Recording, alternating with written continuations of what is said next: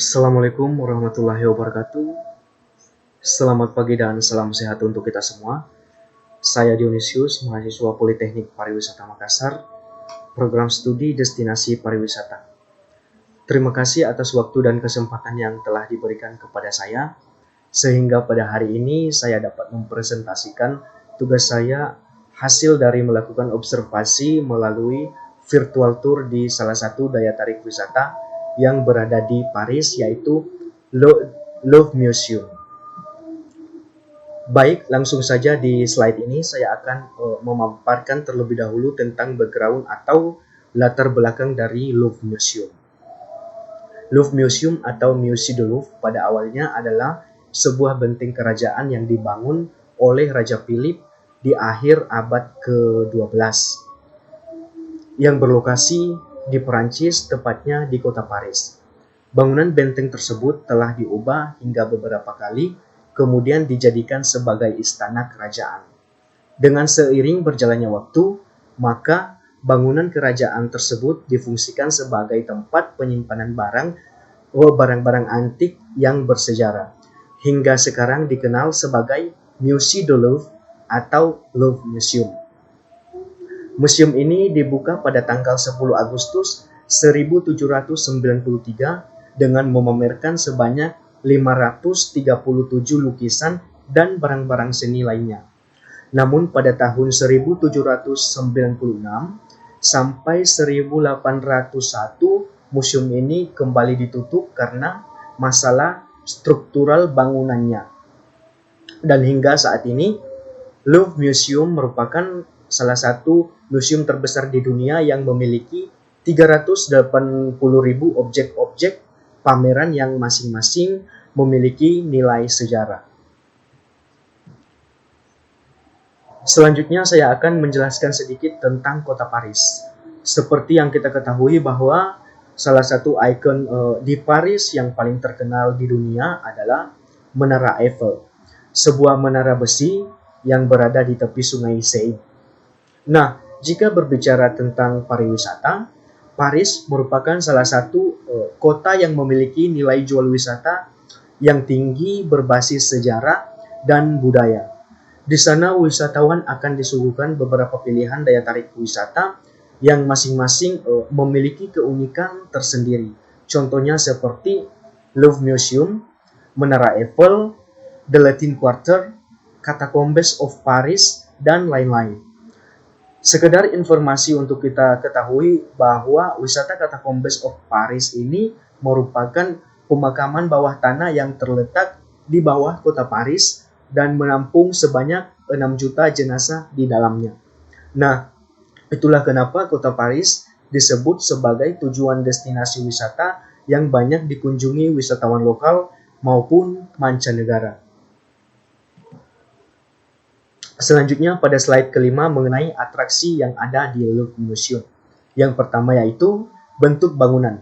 Selain luas dan megah, bentuk bangunan museum ini memiliki ciri khas tersendiri, yaitu nuansa istana kerajaan masih sangat terasa berpadu dengan banyaknya nilai-nilai budaya dan sejarah yang ada di dalamnya. Yang kedua yaitu bangunan piramida yang berbahan kaca terletak di tengah-tengah area museum yang menjadi salah satu spot foto favorit pengunjung di museum ini.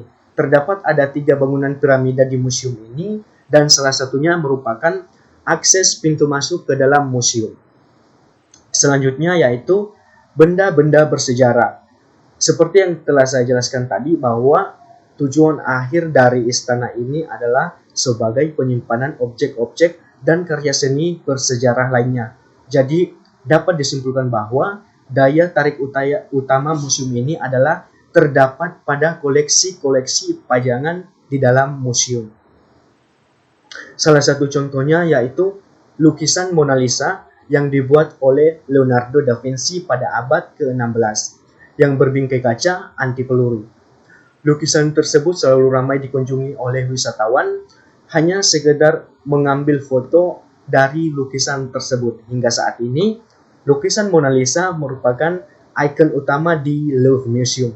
Namun bukan hanya itu, masih banyak lagi lukisan atau patung-patung terkenal lainnya yang dapat kita temukan di dalam Louvre Museum. Selanjutnya pada slide ke-6 mengenai accessibility.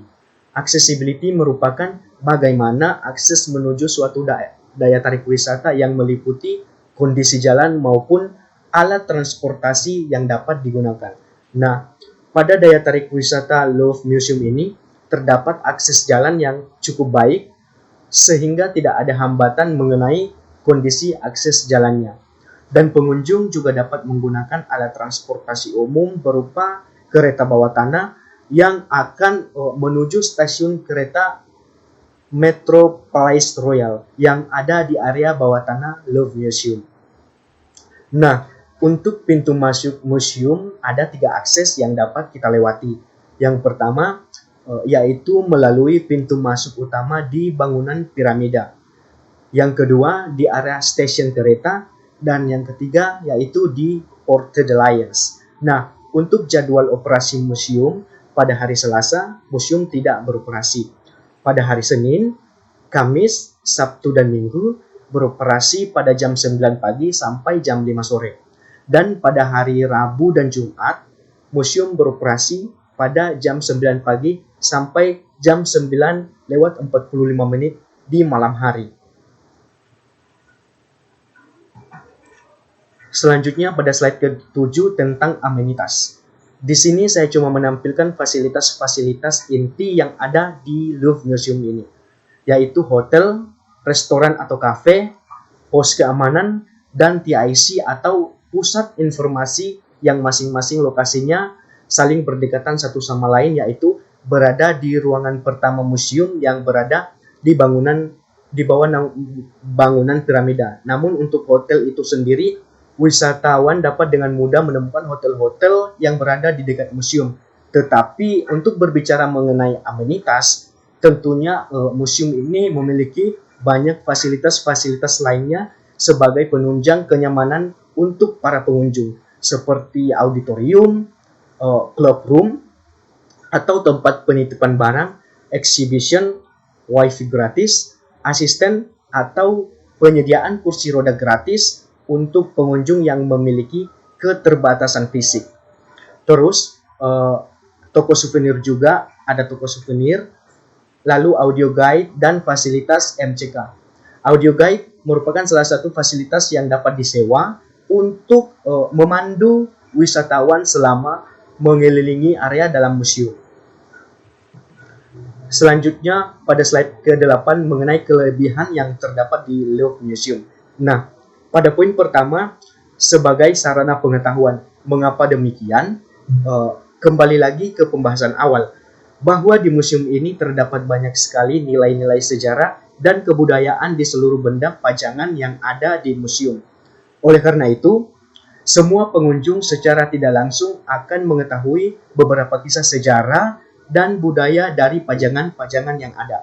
Karena salah satu kelebihan dari museum ini adalah terdapat pada papan informasi pada setiap pajangan, baik itu lukisan, patung, maupun benda-benda sejarah lainnya. Poin selanjutnya yaitu yang saya saksikan dalam video, terlihat pada setiap ruangan memiliki nomor urut. Nomor urut masing-masing ruangan, sehingga memudahkan pengunjung untuk mencari ruangan mana yang akan dimasuki. Selanjutnya untuk slide terakhir yaitu tentang defisiensi atau kekurangan. Awalnya pada saat saya menyaksikan video virtual tour tersebut, hampir tidak ada kekurangan yang saya temui. Namun setelah saya membaca beberapa artikel dan referensi di internet mengatakan bahwa Louvre Museum masih sangat rawan akan copet. Kalaupun benar demikian, menurut saya itu adalah sebuah kekurangan tersendiri yang ada pada museum tersebut.